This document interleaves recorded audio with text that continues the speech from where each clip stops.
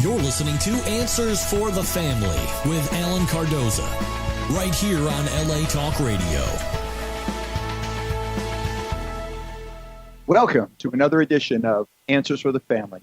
I'm your host, Alan Cardoza, and for those of you that have been listening and sending in questions and comments, thank you so much. Know that it's really appreciated, and please continue to help spread the word that every Monday from 11 a.m. to noon Pacific time, this show will bring on special guests that can inspire, educate, and in some cases entertain, while bringing answers and options to making our lives happier, healthier, and more successful. Now, you can all do me a huge favor. When this show is over, please forward one of our shows to your social media group or to someone you know that can benefit from a particular subject. And I guarantee you, when this show is over, you will all know somebody that can benefit from this show.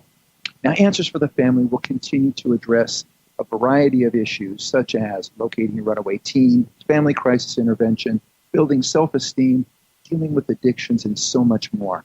And we'll introduce you to talented authors and new innovations in the areas of health, security, and sometimes fun for you and your family. Now, our topic today is one that many people can relate to. It's chronic pain. And according to the National Institute of Health's National Center of Complementary and Integrative Health, 25.3 million American adults suffer from daily pain. So with us to address questions on this subject and so much more is Sarah Anne Shockley. Sarah is the author of The Pain Companion, Everyday Wisdom for Living with and Moving Beyond Chronic Pain. Sarah has been a regular columnist for the Pain News Network and is a regular contributor to The Mighty, which is a 1.5 million member online community for those living with chronic illness and pain. And she also lives with chronic pain herself.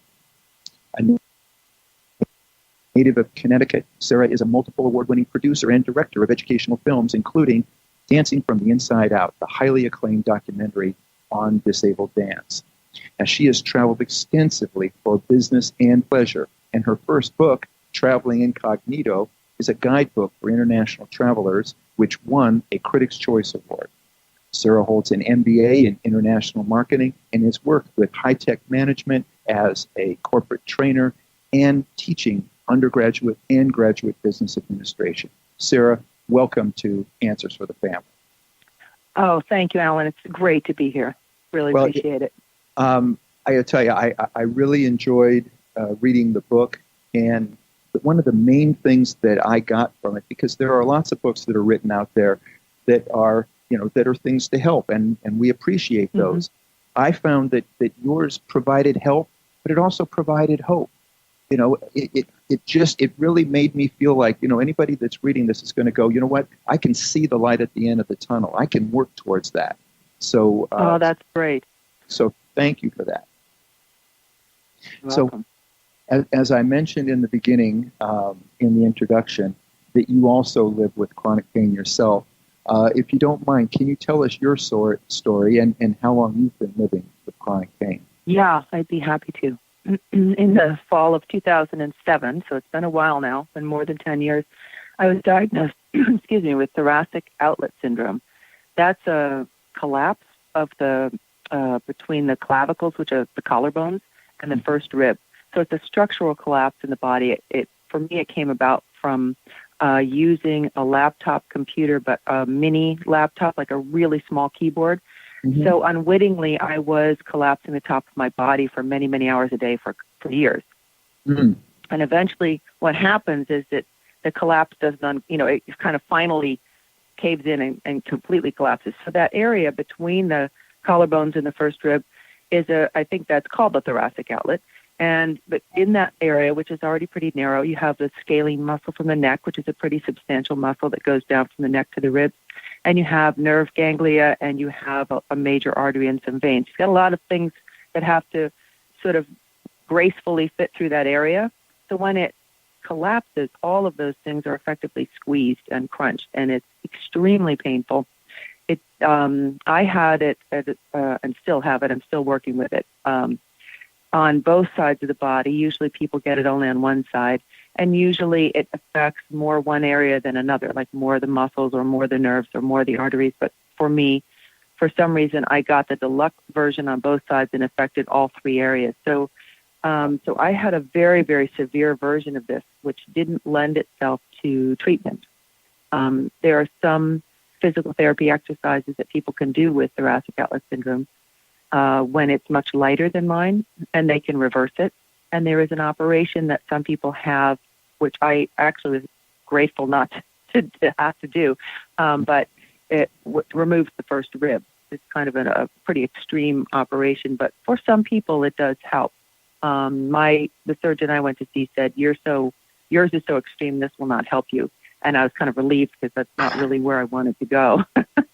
But relieved, not relieved to hear that it was so bad, but he said this surgery is really intense and it's a long recovery process. And for me, it wouldn't necessarily fix the problem. So thoracic, TOS, we call it for short, thoracic outlet syndrome, is more pervasive than we realize. A lot of people have never heard of it, but my neurologist says that it's actually becoming more prevalent, unfortunately, with our use of computers and keyboards all the time. So listeners might want to just be aware to keep be aware of that and keep your shoulders open and not allow yourself to sink down on top. Well, what happened for me is, yes, please. What I was going to say is that, as soon as you said what you had and how you got it, collectively, I felt the thousands of listeners out there all sit up straighter in their chair. Anybody watching this on a computer or listening on a computer, I felt them all sit up straighter. I did it myself, move my shoulders back a little bit, going, oh yeah, that's right, I'm going to do this. Yeah. So I appreciate you sharing that.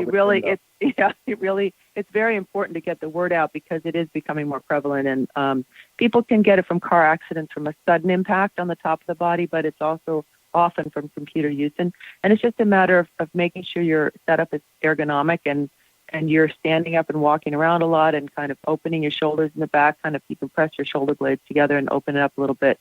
But to be really aware if you're getting any tingling, any kind of numbness in your hands and arms, pay special attention, and the neck. Go into those areas. So I mentioned as we were in the introduction and some of my feelings in regards to the book and how I thought that it was different. But you're the one that wrote it. How do you feel that the Pain Companion is different from other books on pain? Well, there are many valuable books out there, as you were saying, on pain, and most of them are written by doctors and practitioners to a large extent, either physical therapists or medical doctors of that kind of, they're usually writing about either a specific condition or their specific approach, their treatment, how they would end pain is pretty much what they often are about. Mine's different in that it's talking about when you are living in chronic pain, you've probably pretty much tried everything that's available to you, and it's chronic because those things aren't working yet. Let's be positive, but it's either been 3 months or 6 months or maybe years that you've been living with pain, and the treatments offered aren't ending it. So what I talk about is what happens. What's the experience of someone who's living with chronic pain? How does it affect you as a person? How does it affect your life? And how do you live with it? How do you get up in the morning and live with pain, with ongoing pain, and not sink into this well of despair and depression, which is so easy to do? We often become very, very isolated when we're in pain. We feel ashamed of ourselves for being in pain. We usually feel a sense of guilt and a lot of fears that come up with living with pain, uncertainty about the future. We often feel like we've lost our future, that there isn't one. So if you haven't lived with pain for a long time, I know listeners that have can relate to this, but it's not just, we treat it so much as just a medical thing. It's the knees hurting, the foot's hurting, the neck's hurting, and we kind of compartmentalize it, or we try to, and say, well, the pain is here or the pain is there. But when pain stays around, it tends to infect, so to speak. It really influences it. It has an effect on the whole body. The rest of the body can become more in pain from compensating from lack of sleep. There's a lot of things that happen from tension. The whole body begins to feel like it's in pain, which it is. And but also just the living with pain is tremendously demanding and tremendously exhausting. So that comes into play. We often tend to feel like we've got almost a form of the flu all the time. A lot of times we have migraines that go with it. So there's a lot of things that go. It doesn't sort of stay in the knee or stay in the neck. It really affects the whole body. It also affects the whole person. And it begins to feel like pain is taking over life itself. So after time, we feel sometimes submerged by it and in it, as if it's surrounding us. It becomes our whole experience. So what I'm addressing in the book first off is all of the emotional responses we have, very difficult emotional challenges to living with pain, with physical pain. And I offer what I call antidotes, ideas for how to re-engage with life, even while we're in pain, so that we're not waiting for the pain to end. A lot of us do that. We want to wait for the pain to end before we sort of reconnect with life. And yet, when we're living with chronic pain, it's going on for years, we have to find ways to have a life despite the pain. Yeah, see, I love the fact that you're talking about that. And I was recently at a dinner put on by the Gridiron Greats that had to do with football players going through chronic pain. And one of the things that I love the fact that they talked about the emotional side of this.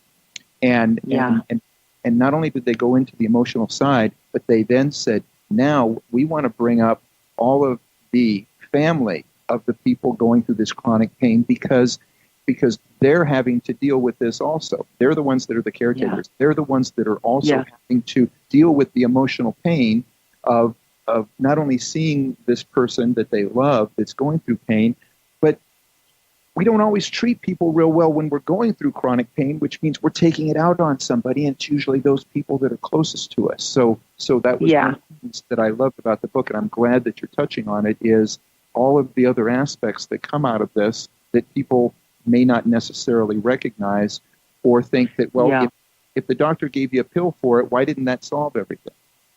Exactly. It's so important to be talking about that. I'm so glad they did that at that event because we don't talk about the emotional aspects of living with physical pain enough. What happened for me is I was living with it, and I think this happens for a lot of people. The physical pain is so demanding. It's so in your face. It's so loud in a sense. You wake up into it. You have to take your shower in it. You breakfast in it. You talk to people through the pain. You're trying to parent through the pain. You're trying to, if you're still working, you're working, or you're having to pull back from work. You're worrying about everything. So you're living in this immersion in pain, but you may not, because it's so demanding, we're not always noticing what's happening to us, the us of us. Our feelings. It's not necessarily obvious to us, even those of us who are in the pain, that that other things are going on, that we're, beginning to feel lower and lower and lower, and that even just the sense of shame is so prevalent, and yet we may not recognize it right away. So, and we also, if we think, why am I feeling so awful about, I call it feeling bad about feeling bad. And you think, I'm trying to deal with this pain, but I'm beginning to feel, not myself. I don't know how to live through this. I'm feeling sad and terrible and lonely. And we wake up in the middle of the night with panic attacks. And sometimes we think we're the only ones feeling like that. We don't know if this has never happened before. We don't know that this is sort of part of the pain package, that I think of it even as a journey through the underworld, that you're really immersed in this very intense, seemingly dark journey, and you feel very, very alone in it.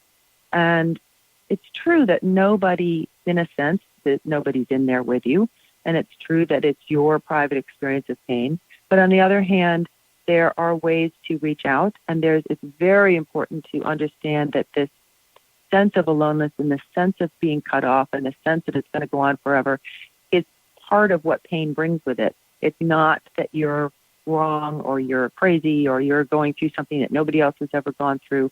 It's a common feeling. These are common feelings for people in pain.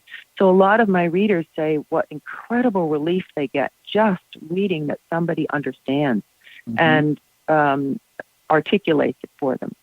And for people that you mentioned, people working with people in pain, when they read the book, it helps them understand what somebody's going through. So it gives them some tools and some ways of understanding, oh, wow, they're feeling like that.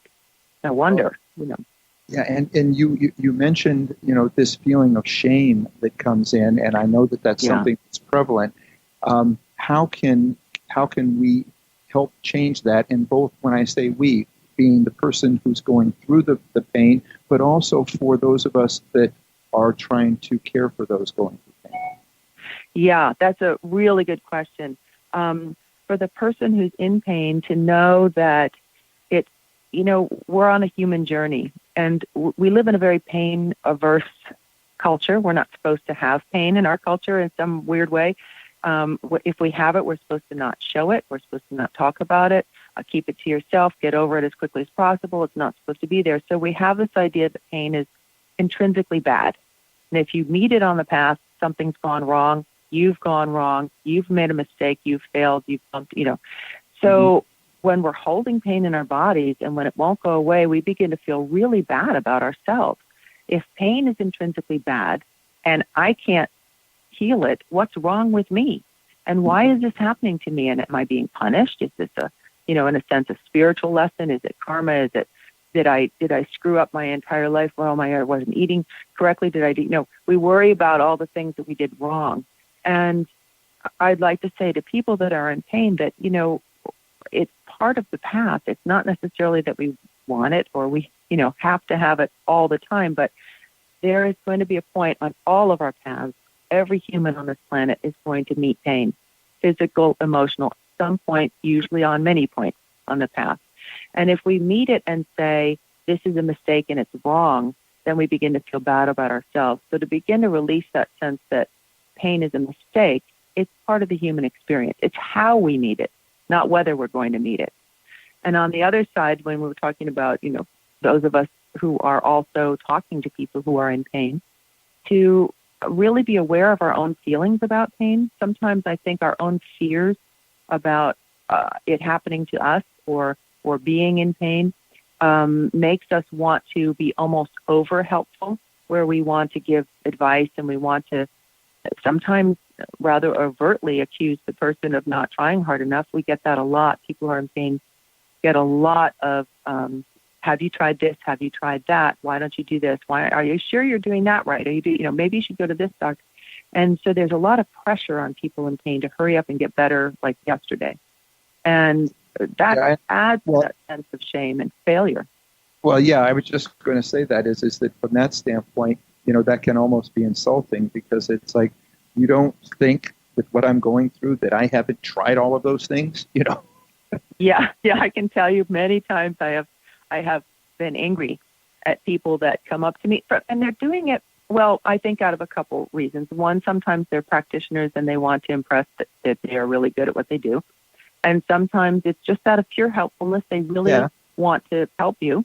And then other times it's their own discomfort with pain. It's really hard to see someone in pain and you want it to stop, but you want it to stop for them, but you also want to stop for yourself. So part of it is that we need to become a little more aware, I think, in our whole culture. Our pain paradigm is really off. And begin to understand that sometimes people are going to be in pain, and sometimes we're going to be around people in pain, and it isn't necessarily a burden. It's what people are going through, and to kind of be aware, that can help a lot to just understand that. And yes, absolutely, to have someone come up to you and the first thing they say before, I've really had this happen to me many times. As soon as they find out I've got something going on physically, they'll say something like, well, you don't have to be in pain. I can fix that.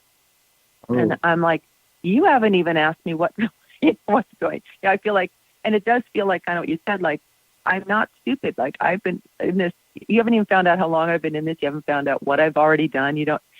So to just understand that it can be very insulting to propose to someone that you know the answer when they've been working with it for maybe many years.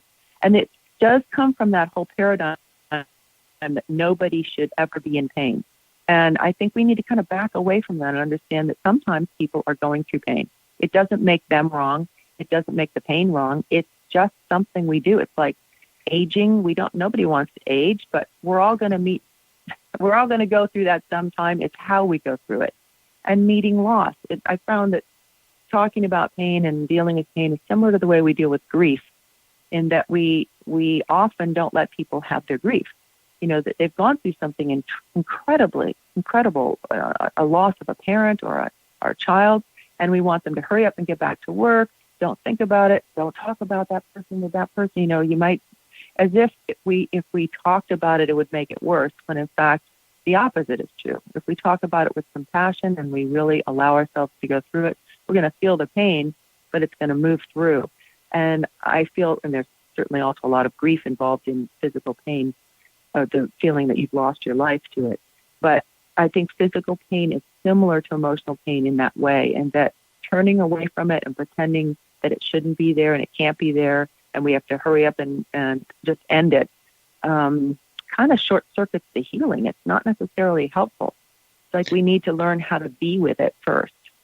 Well, and that's, you bring up a great point. And when you mention it in regards to grief, I know that many of us are very uncomfortable with grief or being around someone who is grieving, and we don't know what the right thing is, because on the one hand, there's the thought process is, well, they probably don't want to talk about it, so I'll avoid it. But then the concern is, well, if I just avoid it, maybe they're going to think I don't care, and so then it's a matter of okay, then I'll ask them how they're doing, and so you ask them how they're doing, and then the helper bee goes, well, have you tried this, or could you do this with this help and stuff? Yeah. So and I think all of us, and like you said, it doesn't make anybody a bad guy or anything else. It's just something that we're not comfortable with, and it's interesting because you mentioned in your book. And I think this is what you're talking about now, where you talk about creating a relationship, with the pain in your body. So for the person who's going, but what exactly do you mean by that? And and what are some of the things that has shown you that this is a good thing to do? Well, that's great. I think one of the first most important things is to recognize the emotional aspects that we were just talking about, and then I talk about creating a different relationship with the pain in your body. And this can be, a lot of people have used this also for emotional pain as well, but so you can do this with the emotional pain or with the physical pain, but I'm talking primarily about the physical pain. So when we start out, when we're in pain, first off, what we usually do is we want it to end. That's the first place we go. And part of that is from the pain paradigm that I talked about earlier. I mean, it's because it hurts, we don't like it, but because we also label it as bad and a mistake, we think we have to kill it when we use pain medications as painkillers. And the way we see pain, it informs the way we respond to it, which is, most of what we're given to respond to is either kill it or put up with it. And then that, I have found, informs the way that we experience it, which then creates the way that we heal or don't heal. So we kind of have this line going from bad, bad, bad. And if we can start thinking about pain a little bit differently, then we can start about thinking about creating a different response to it, a different relationship to it. So if we can start thinking about pain, it's not necessarily something we want to joyfully, run up to and embrace. That would be great if we were that open, but, who's going to do that? So it's because it's painful, and we don't necessarily want to look for pain. I'm not saying that, but when it shows up, can we think of it instead as a messenger, a signal from the body, something with a positive purpose? So pain is here to inform us. Pain is here to guide us. Pain is here to teach us about what we need to do to change in order to heal something. So in a way, pain is the voice of the part of us that's asking for healing, asking for attention. And usually the kind of attention we give it is to sort of beat it up or push it away or try to cut it out of the body or whatever. It's not the attention it's really, I think, necessarily asking for. And I believe, and what I found in my experience, is that actually tends to hold pain in place. It tends to actually make it worse. And it's partly the emotional and mental aspect, but it's also physiologically, if we're pushing against something, and resisting it and just trying to get rid of it, we're tensing up, we're contracting around the pain, we're not breathing deeply, everything is affected physiologically as well. And so my feeling that in order to begin the healing process, particularly with pain that's been sticking around, that's just not moving, is to back off from that sort of battlefield aspect of it and to begin to look at how we can respond and relate to pain differently. And what I did for myself is began to make up some creative ways of being with pain differently. So I thought, well, if this isn't working, and this had been after I'd been in pain for like 5 years, and it just wasn't going away, and my putting up with it and living with it and being very stoic and strong wasn't healing it. And I thought, I don't want to do this for the rest of my life. It's not moving, and in fact, it's slowly getting worse. So I thought, what if I do the opposite of fighting? Because fighting absolutely didn't work for me. It made my body, when my body tenses up, my pain shoots through the roof. So I had to learn how to be very relaxed. So I went in the opposite direction, just put up with it. But I thought there must be some space in the middle there that's more healing than this. So I started off by actually venting a bit. I wrote letters to pain, and why are you still here? I can't stand you. Why are you still in my body? What's going on? I've tried everything. I'm being good, blah, blah, blah, and just vented my feelings about living with pain. I've got some of those letters in the book about, that my questions and my experience. What is it like to be? Why are you still here, pain? And I addressed pain practically as a person. And I thought, well, what if pain was kind of like a being, even though it's part of me? What if I kind of imagined it as a personality, or sometimes it feels like it's somebody that's moved in with you that you never invited. And it really does start to feel like a force and energy in your life. So I thought, well, what would pain look like if I invited it to the door? Well, so Sarah, I did that in my imagination. Yes. What I was going to say is that we need to take a break, but I think this is a great place. Absolutely. Well, and what I want everybody to know is that, stay with us, because first of all, Sarah's going to tell us what that looks like, as well as, why you might advocate making friends with pain. So, yes. So I want everybody to stay with us. If you want to follow along with us, again, we're talking with Sarah Anne Shockley, and you can follow along with us by going to thepaincompanion.com. So we're going to take a break now. Go ahead, open up another window, go to the thepaincompanion.com. Stay with us. We'll be right back. You're listening to Answers for the Family.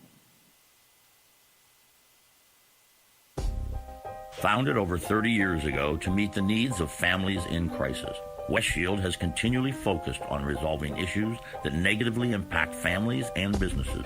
Our signature therapeutic transportation service helps to ensure that adolescents in crisis are safely transported to specialized schools, programs, and treatment centers with unsurpassed experience and success. We are supported by our full-service licensed investigation agency that has legally, professionally, and compassionately located hundreds of runaways and teens. We are experienced and qualified to help, offering solutions which may include referrals to our international network of top professionals in the fields of educational consulting, psychology, psychiatry, and investigations. Simply put, West Shield Adolescent Services and West Shield Investigations are the best solutions when your family is facing a personal crisis. Call 1-800-899-8585, 24 hours a day, 7 days a week. That's 1-800-899-8585, or visit our website at westshield.com. Thank you. And we're back. I'm Alan Cardoza. You're listening to Answers for the Family. Our guest is Sarah Anne Shockley, and we are talking about chronic pain.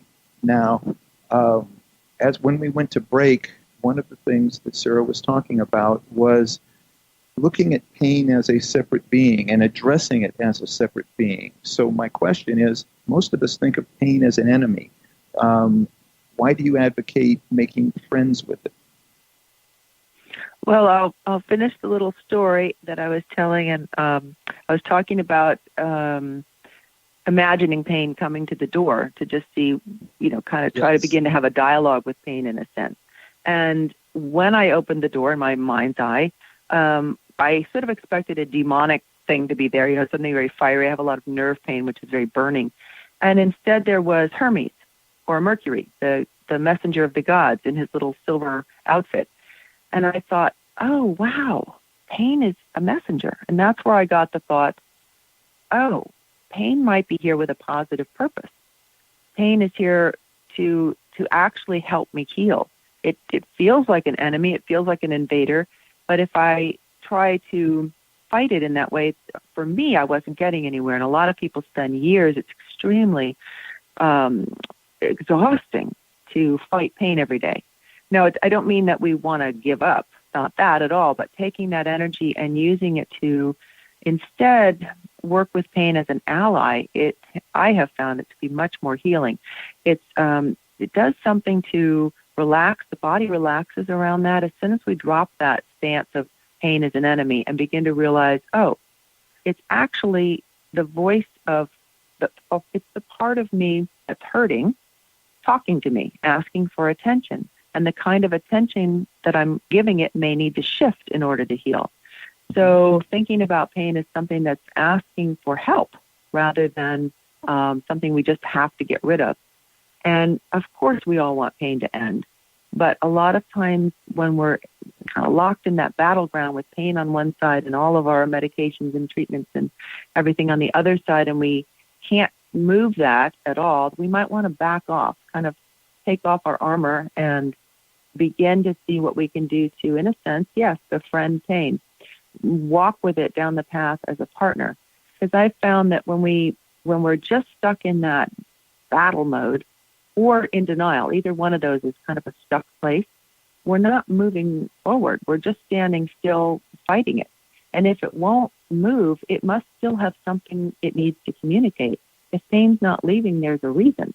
And the reason is I need something different. I need something to change here. The body is saying I still need something to shift. And by fighting it, we may be bypassing some of the messages it's trying to give us just in terms of how we can heal. So just that shift can open the mind up even to greater possibilities for healing, because suddenly we're not closed down. We're not seeing it just as negative. We're opening up to, well, okay, let's walk together.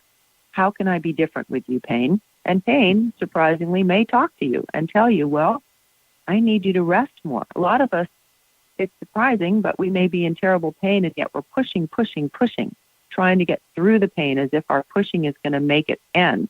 It's what we're taught to do. We're taught to never give up, and that if we don't fight, we're giving up. We're taught this very polarized idea. And we're taught to be strong and resourceful and carry on, and our culture is very into independence and, and goal setting and, keeping going. And that we tend to apply that to the way we are with healing and with pain. And it doesn't necessarily seem to be what the body's asking for, that kind of response. So when we begin to turn towards pain with a kind of a friendlier eye and say, okay, I don't like you having to be here, but understand you're here for purpose. What can I do? How do I help you? What can I give to you, pain? Which is not our normal question. We may find that it's saying, yeah, I need you to slow down. I need you to not be so anxious. You don't have to be the perfect person, perfect patient. You don't have to heal today. It's going to take a little time. Give me a little time, but relax around a little more. It's hard to do because pain is difficult to relax around, but just kind of working on relaxing around the pain rather than necessarily making it end. Just, okay, you're going to be here for a little while. I'm going to just be with that. Kind of the way we shift. I work a lot with breath and awareness and shifting the way we breathe. And in a sense, allowing pain a little bit of breath, allowing pain a little more space, which sounds absolutely counterintuitive, like the worst thing to do, and you would never want to do that. That again stems from my idea that pain is the enemy, and if we give it anything, it's just going to take over everything.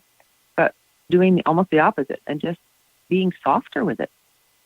Yeah. To me, that has done a lot more. And finally, for me, pain started to move because we were moving together rather than locked in that stalemate.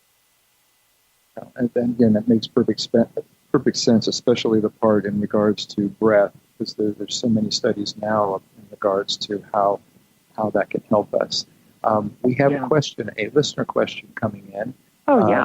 Via email. This one is, I suffer from fibromyalgia, and have tried everything to get relief for more than 10 years. I was very excited to read the reviews on your book, and I just wanted to tell you that I bought it, read it, and am already successfully practicing the meditations. I just wish I had read your book sooner, but I guess it sometimes takes someone who has actually lived with debilitating pain to find solutions. Passing out pills just isn't the way. Thank you, from Joanne in Washington. Joanne, I'm so pleased to hear that. Thank you so much for writing that in. It's a lot of times I think that the healing, we heal ourselves ultimately, of course. The medications don't heal us, we do. And I think it is important to hear from each other around this. And I'm really honored to have been able to write this and be able to articulate it in such a way that it could help others. But I think that there is an aspect of healing in which it is one person who's in it and understands it speaking to another who's in it. It's not all, again, I was talking earlier about how we make pain just a medical condition. And yet we're complete human beings. We're spiritual, we're emotional, we're mental, and we're physical. And we're all living in that body. And I feel like part of healing that we've kind of pushed aside recently in our medical paradigm is that human-to-human healing. And that's so important to have our pain seen and recognized and acknowledged and validated by somebody who knows it. At least not specifically your exact pain, but knows about living with pain for a long time and knows what it entails and how hard it is, and also how important it is to be seen in it, to be acknowledged. So thank you so much. I appreciate that. Oh, and Joanne mentions, quote, passing out pills isn't the way. And I know that in your book you talk about, that you don't use pain medications. So explain why you don't use them. Well, there's two reasons. One is that I was brought up as somebody who would, we always did everything naturally in my household. We were kind of health nuts from the beginning. So it wouldn't be the first place I would go to anyway. I would look for alternatives. But I have used them. When I had an appendectomy some years ago, and I was really happy to have what they had, the morphine. And I needed it, and I took it, and I was delighted to have it. So I'm not against pain medications per se, but I do tend to look for a more natural route if I can. And the other thing for me is that I tried different nerve medications, and the side effects were horrible, and they didn't really do much for the nerve pain for me.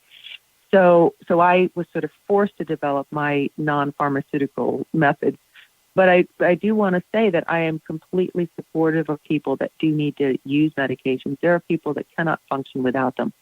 So it's absolutely correct that we don't want to just throw pills at pain and that's the only answer, because that's not working. We're having problems with overdoses and addictions and all sorts of, when we mix things up and the side effects, it's not working. So that can't be the only answer. So it's learning how to work with them judiciously and making that, if we can, a stopgap, and doing all these other things as well, because everything else is what's going to heal us. The pain medications isn't necessarily, it could be healing somewhat in that it's allowing you to sleep. That's really important, and it's allowing to function, but we also want to do everything else we can around healing ourselves beyond that. Yeah, I think that was very well put. I agree, and I love your term of it's a stopgap, but it's not the long-term solution. Yeah. Now, we have another listener question coming in, and this one reads, my son was injured in a football game 2 years ago as a junior in high school. His back took many months to heal, and the residuals from damage to his spine left him unable to participate in his greatest love, which was contact sports of football and hockey. During the first 8 months, the doctor had him on pain medications, and we had no idea he was becoming addicted to them. As he is 18 and living with roommates, we believe from his attitude and personality changes that he's now doing more serious drugs.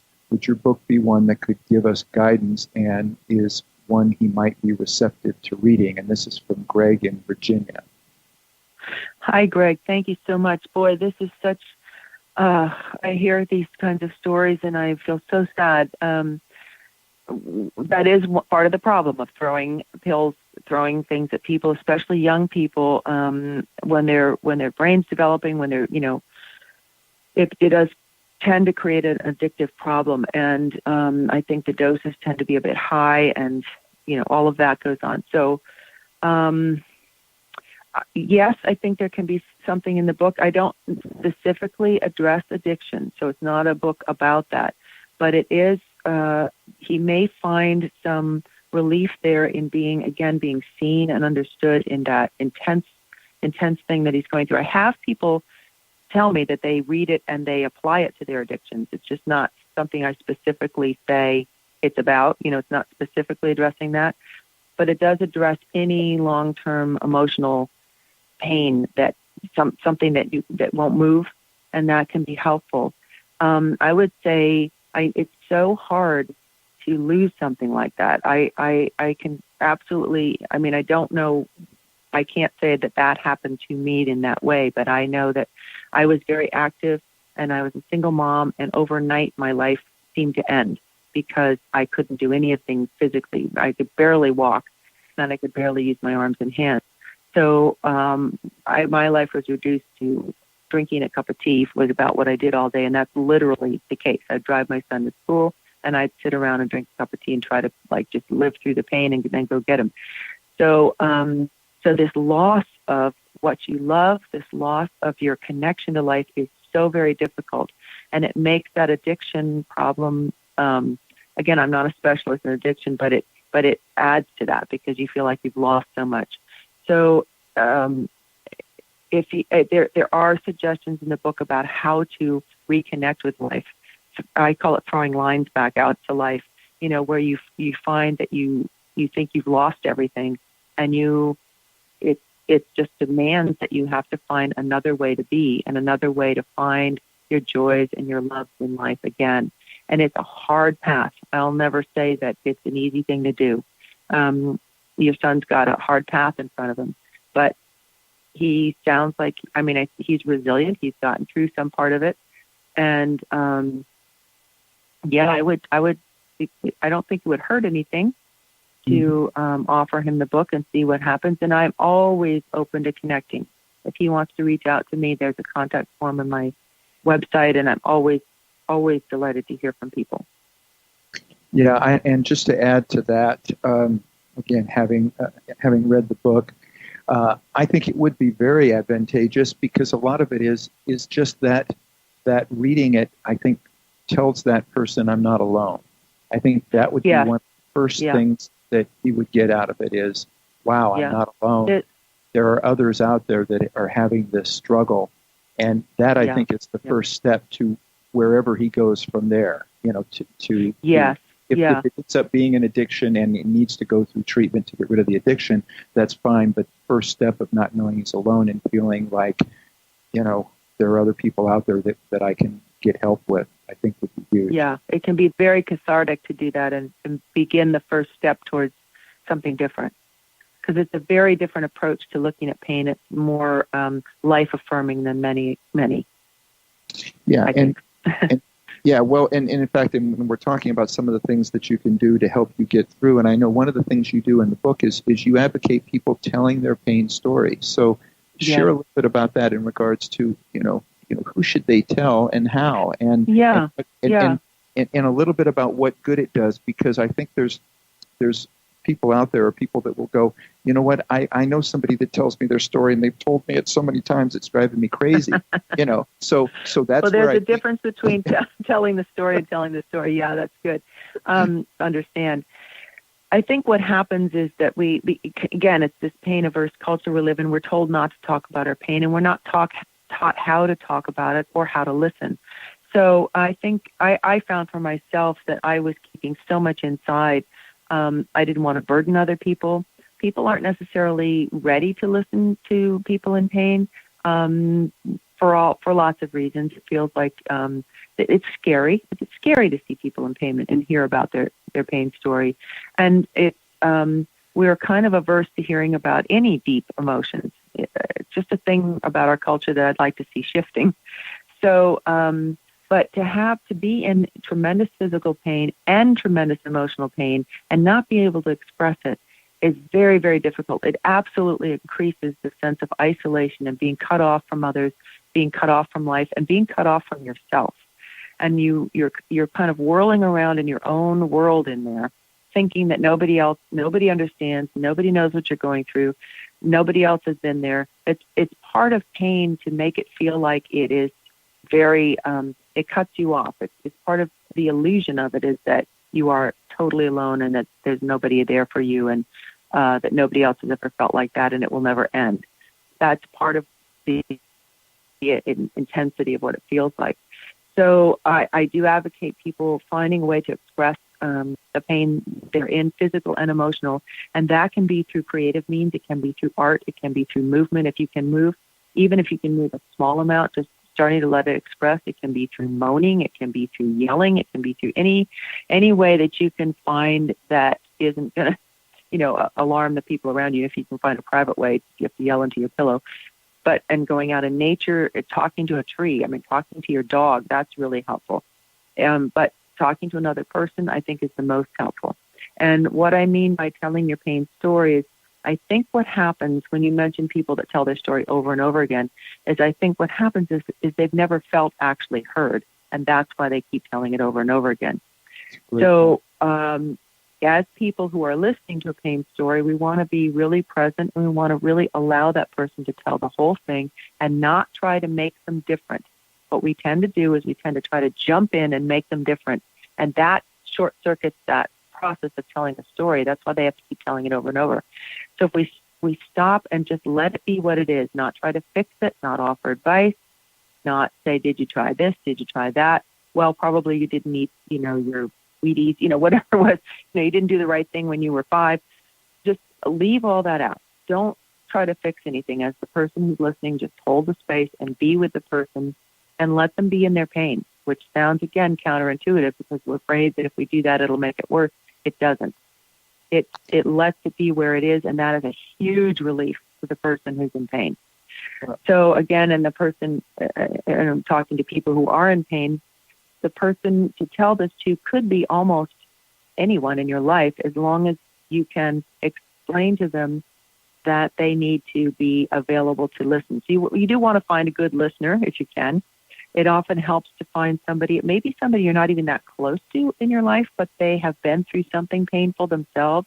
They tend to be a little more available for, I understand why you need to tell me this. People who haven't gone through something intensely painful like this may not really grok why you would need to do this, and they may be harder for them to just sit still and be quiet and hold the space. And, of course, if you can't find anybody, there are professionals. I think it's a step down. I think the first thing is to find somebody that you can relate to that's in your life already. But if you can find a professional, and you'd have to set the groundwork with a therapist. Therapists sometimes are trying to help you.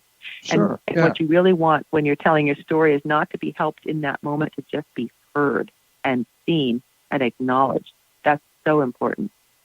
Well, speaking of acknowledging, Sarah, I just really want to acknowledge you for writing the book and getting this information out there, because I think that you are helping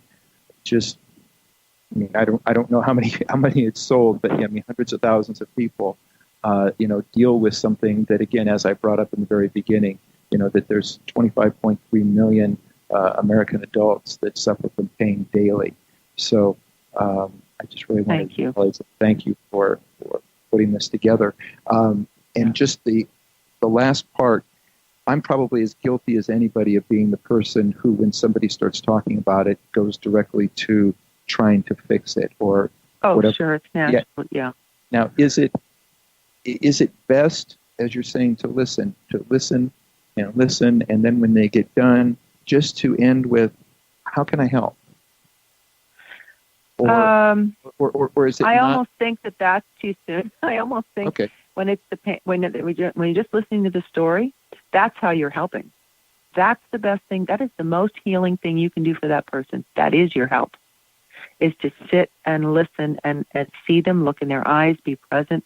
And you can say things like, wow, that sounds like that was really difficult. I can't even imagine that, I wouldn't say a whole lot, but just you can acknowledge that you get that wow, I can see that was really hard for you. And if tears come to your eyes, let tears come to your eyes. But then just say, thank you so much for telling me that. I had no idea. And leave it at that. Okay. That's your help. And let that sink in. Let that person receive the fact they were seen and heard, and nobody said you're wrong for being where you're at.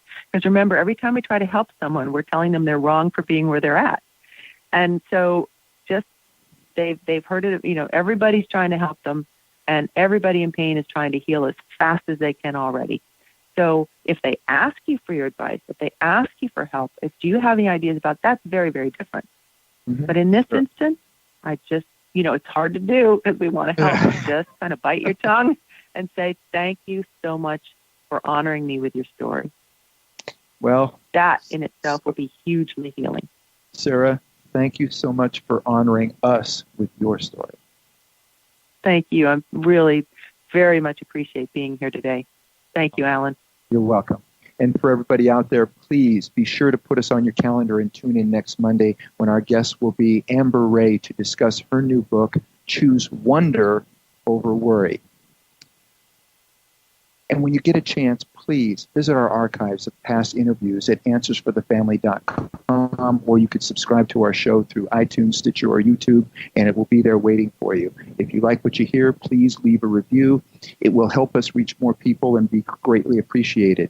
And as I said in the beginning, everybody will know somebody who is dealing with this. So take this show, send it out to the person that you know that is dealing with chronic pain, or to your social media group. You will then be doing what we're trying to do here, and that is together to make a positive difference in the lives of others. Thank you for being with us, and be with us again next week on Answers for the Family.